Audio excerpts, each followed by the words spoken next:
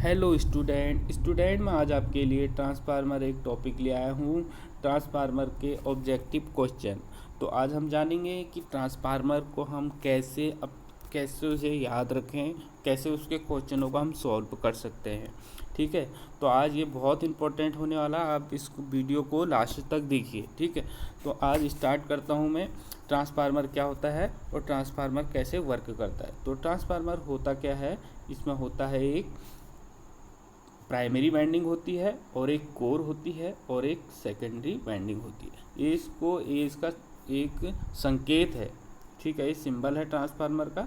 तो इसी संकेत से मैं आपको समझाता हूँ। पहले ट्रांसफार्मर के बारे में थोड़ी बहुत समझ लेंगे।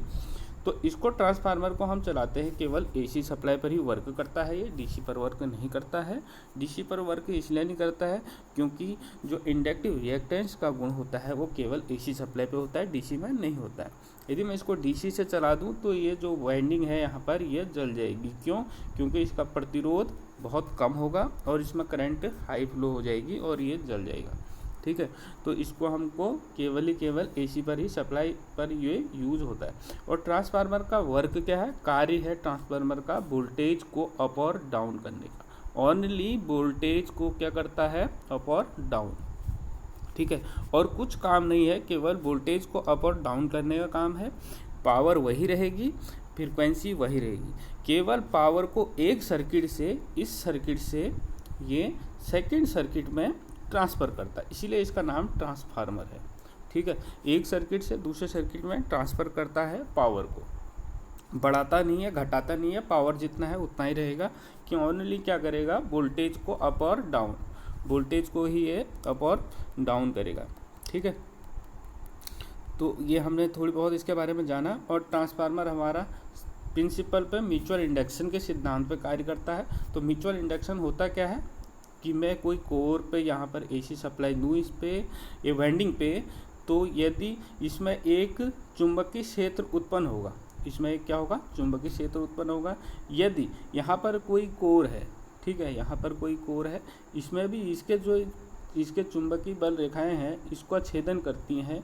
तो फैराडे का इलेक्ट्रोमैग्नेटिक इंडक्शन लॉ, यदि कोई रोटेटिंग मैग्नेटिक फील्ड या रोटेटिंग कंडक्टर कोई मैग्नेटिक फील्ड में रोट करता है तो उसके द्वारा क्या होता है, कंडक्टर के छेदन होता है। मतलब ये जो कंडक्टर है इधर सेकेंडरी वाइंडिंग में, इसको सेकेंडरी वाइंडिंग को छेदन करेंगे, इसके जो प्राइमरी वाला है। ठीक है, तो चुंबकीय क्षेत्र इसके कारण इसमें भी क्या होगा, एक ईएमएफ जनरेट हो जाएगा। ठीक है, तो इसी सिद्धांत पर कार्य करता है हमारा ट्रांसफार्मर। ठीक, अब इसके क्वेश्चनों को जानते हैं। फर्स्ट क्वेश्चन दिया है इसमें कि कोर निर्माण के लिए ऐसा इस्पात चुना जाता है। तो इसके लिए कोर निर्माण के लिए जो हमारा इस्पात चुना जाता है वो चुना जाता है उच्च चुंबकशीलता तथा निम्न हिस्टैरिसीस लॉस रखने वाला। ठीक है, क्यों? उच्च चुंबकशीलता क्या होता है, उच्च चुंबकशीलता होता है जैसे कंडक्टिविटी होती है वैसी चुंबकशीलता होता है। ये चुंबकीय सर्किट का गुण है एक, ये चुंबक को और बड़ा बनाने के काम आता है। और हिस्टैरिसीस क्या होता है, हिस्टैरिसीस क्या होता है कि कोर को बार बार मैग्नेटाइज डीमैग्नेटाइज होने के लिए जो कर्व बनता है उसको हिस्टैरिसीस बोलते हैं। तो जिसका हिस्टैरिसीस कर्व सबसे छोटा होगा, सबसे कम बनेगा, वो सबसे अच्छे कोर के लिए यूज होगी। ठीक है, तो हिस्टैरिसीस लॉस जो कम करने के लिए हम कोर में सिलिकॉन स्टील का यूज़ करते हैं। ठीक, नेक्स्ट क्वेश्चन है इसमें। नेक्स्ट क्वेश्चन में हम देखें तो नेक्स्ट क्वेश्चन में दिखा रहे हैं यहाँ पर कि आदर्श ट्रांसफार्मर में शून्य लोड पर प्राइमरी वाइंडिंग की धारा, आदर्श ट्रांसफार्मर की बात कर रहा है। तो ट्रांसफार्मर इंडक्टिव लोड होता है एक, तो इंडक्टिव लोड में करंट क्या होता है कि वोल्टेज से करंट पीछे होती है। ठीक है, तो वोल्टेज यहाँ पर लिखा हुआ है, वोल्टेज प्राइमरी वोल्टेज से 90 डिग्री पीछे रहेगा। तो करंट क्या रहता है, 90 डिग्री पीछे रहता है। बी आंसर इसका करेक्ट होगा।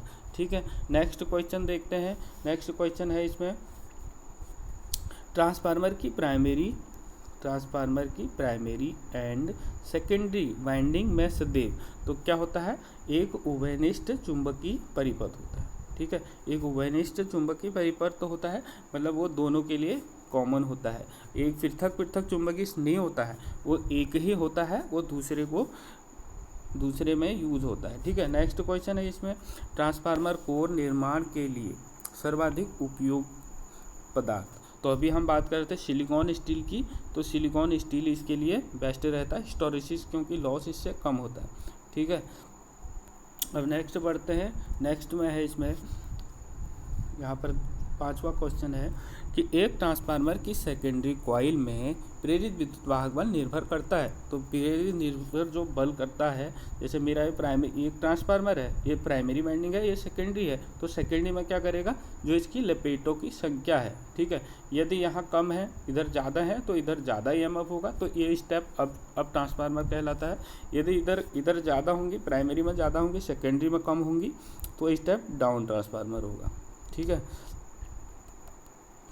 और इसमें हो गया हमारा लपेटों की संख्या पे डिपेंड करता है हमारा ईएमएफ। ठीक है, प्रेरित ईएमएफ। नेक्स्ट है, यदि किसी ट्रांसफार्मर की सेकेंडरी लपेटों को दुगना कर दिया जाए और उसकी प्राइमरी वोल्टेज को आधा कर दिया जाए तो सेकेंडरी वोल्टेज क्या होगी।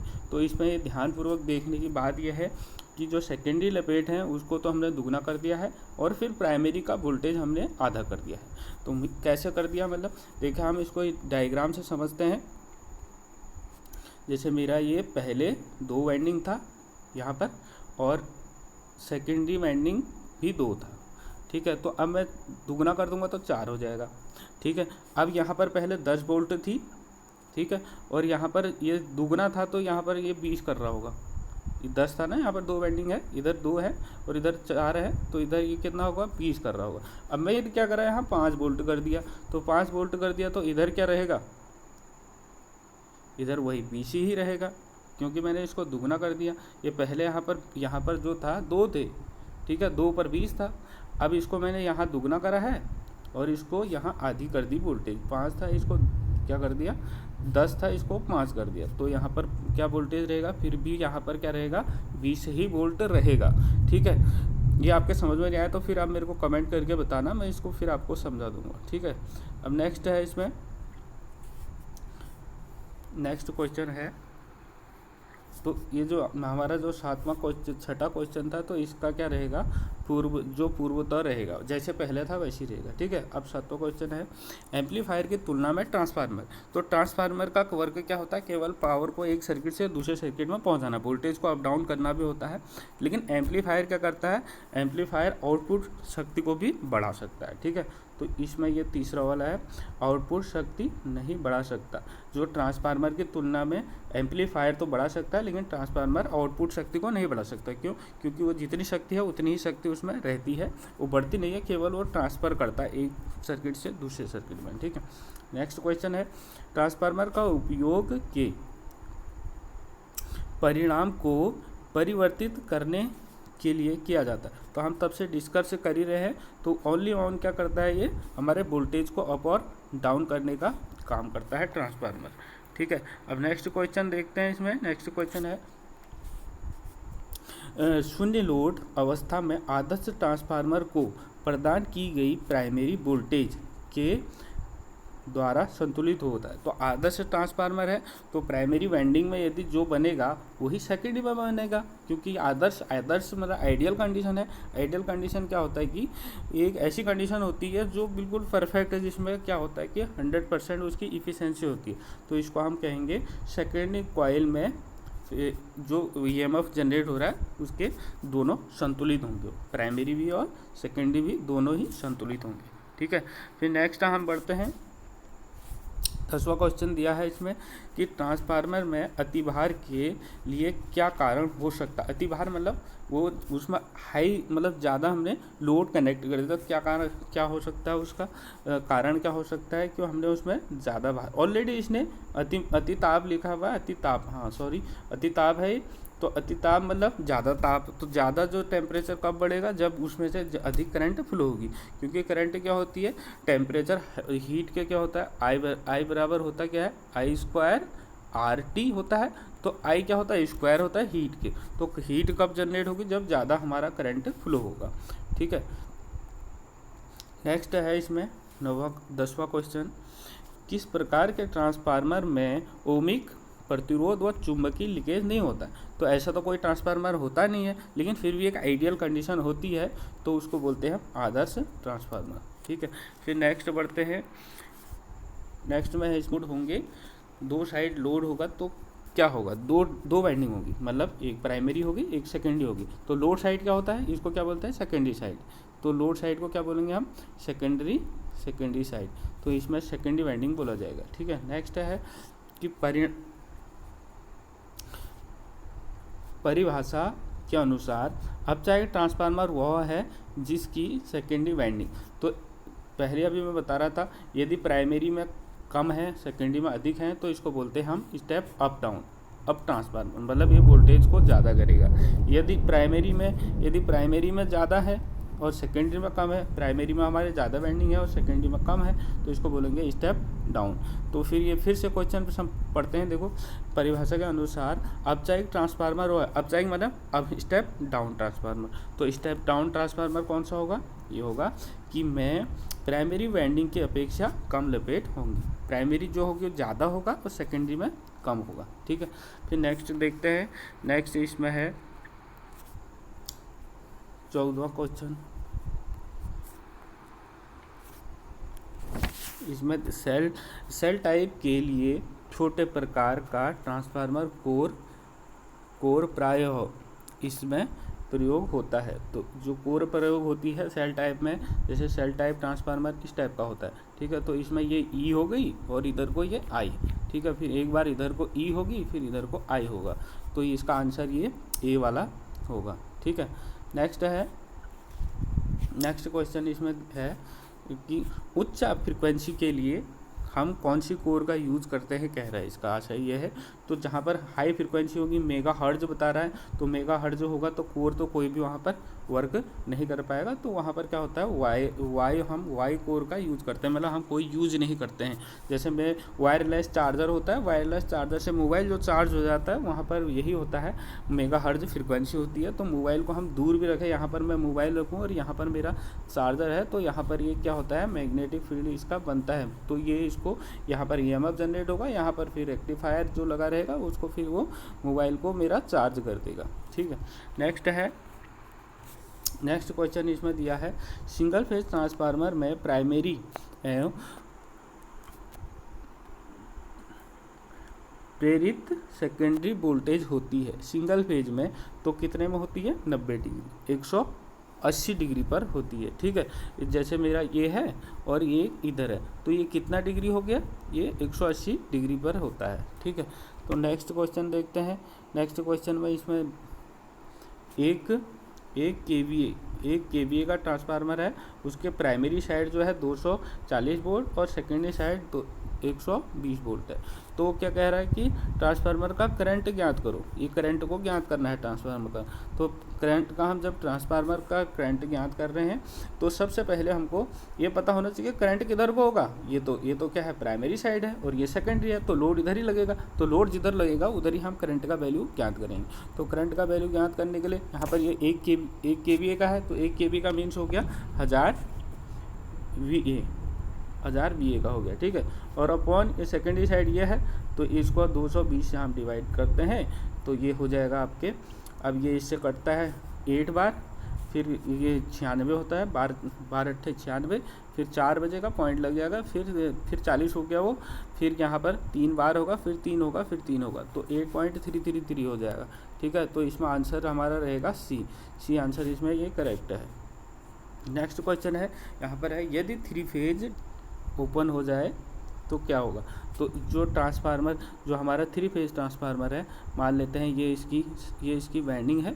ठीक है, तो अब यहाँ पर क्या होता है कि वी कनेक्शन बन जाता है। तो वी कनेक्शनों में क्या होता है, वोल्टेज जो रहती है वो कितना होती है, 58%। ठीक है, 58% ही उसमें वोल्टेज रहेगी। ठीक, अब नेक्स्ट क्वेश्चन है यहाँ पर 19वां क्वेश्चन हमारा। 19वें क्वेश्चन में दिखा रहे हैं, 3 फेज ट्रांसफार्मर में प्राइमरी वाइंडिंग में कितनी होंगी। जब 3 फेज हो तो 3 ही वाइंडिंग होंगी। ठीक है, सेकेंडरी में भी 3 ही होंगी। नेक्स्ट है ऑटो ट्रांसफार्मर का उपयोग किया जाता है। ऑटो ट्रांसफार्मर का जो उपयोग किया जाता है वो काहे के लिए किया जाता है कि नियत आउटपुट वोल्टेज हमें मिले, इनपुट वोल्टेज जो भी हो लेकिन आउटपुट हमें वो बिल्कुल फिक्स वोल्टेज हमको मिले हैं, इसके लिए हम यूज़ करते हैं ऑटो ट्रांसफार्मर का। ठीक है, अब नेक्स्ट क्वेश्चन इसमें दिया है कि जब प्राइमरी एवं सेकेंडरी वोल्टेज एक ही वाइंडिंग से प्राप्त हो जाए तो उस ट्रांसफार्मर को कहा जाता है। तो मेरा जैसे जो ऑटो ट्रांसफार्मर होता है, ऑटो ट्रांसफार्मर क्या होता है, एक ही वाइंडिंग होती है। अब इसमें क्या होता है, सेकेंडरी वाइंडिंग नहीं होती है, तो एक ही वाइंडिंग से दोनों ले लेते हैं, दोनों वोल्टेज। इसमें नीचे एक डायग्राम इसमें दिखाया गया है, ये जैसे ये नीचे ट्रांसफार्मर ऑटो ट्रांसफार्मर ही है, तो इधर को क्या है, दोनों साइड ये इसको इधर को वोल्टेज लिया गया, तो एक ही वाइंडिंग से दोनों ही ले लेते हैं, तो इसको बोलते हैं हम ऑटो ट्रांसफार्मर। ये बी वाला सही रहेगा। तो नेक्स्ट इसमें डायग्राम में दिखा रहा है, यहाँ पर